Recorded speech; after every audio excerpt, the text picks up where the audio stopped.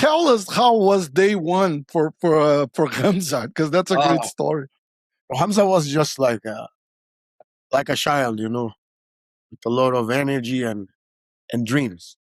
He came to Allstars Training Center and asked to train, and then talk with me and with the coaches there. And we said, yeah, if you'll be here, of course we will help you. So he came from wrestling. He was only practicing wrestling, but he was living in another city in Sweden. We live in Stockholm, and he was living in the south side of Sweden. And and then a couple of days later, he showed up at the gym. I confess that in the beginning, I didn't believe in him so much, because there were many guys that came to the gym and said that they want to become a MMA fighter. They want to fight as a professional. They want to get to the UFC. They want to win the belt. So, I'm but the champion. I'm the next guy. There's yeah. full of that, right? And then 1 week later, the guy's not there anymore. So it wasn't our kind of like our expectations with Hamza in the beginning was exactly like it's okay, another one, you know. So, Yeah. but he was living at the gym with a few other guys from Chechenia, and after a while he starts be seen. 1 week passed, 1 month, two, and we were like, okay, man, he's not leaving. So what now? You know, but it's still, uh, Hamza uh, make his way, like everybody else, you know, through pain, frustration, suffering, like everyone in the beginning, in every aspect, physical, technical, economical, but he just was a guy that worked very hard. And that was how he kind of touched me. So one day he came and said to me, like, this, coach, many guys are choking me when we do the sparring, the grappling. So I need the help.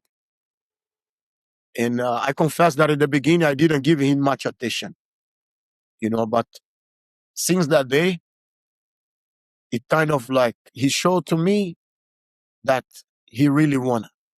He already was, He cares, right? Yeah. yeah, he was living in the gym. So he was training many classes. And then also he came and asked things. And during the times that I was teaching, he was always there, very focused, and when you meet a guy like this, he kind of motivates you to want to work with him. So we start to train, start to adjust a few things here and there. And after a while, I start to see that people that used to out grapple him was having a hard time, you know. And then after a while, people start to avoid him in the training. So until one day, I came to the gym and we had we had a grappling sparring at the Friday morning at All Stars. Okay. So back in the days, I was also training with the guys because I was competing a lot of no gi. And during that period, Hamza came to me after the jiu-jitsu class at night. So during the morning, we did a grappling section, we did the sparrings, and then I hold the classes during the day. My last class finished at 9:30 at night, and then he was there watching because he didn't he couldn't join the jiu-jitsu class on those specific days because he was just a white belt. Some classes was for intermediate and advanced group, color belts. So he was sitting there and watching on the corner of the training, you know. And then one day he's there, and when you feel that somebody want to talk to you, but they are trying, he's just going around. So after the class, we all sitting on the mat and chat. And then he came and sat beside me, but didn't say anything. Then I was talking with the other guys, and then all of a sudden I look at him and I say, "Okay, man, what's up?" And then he like, "Coach, can you borrow me your shorts that you trained grappling this morning?" My short was all sweat, from the grappling section.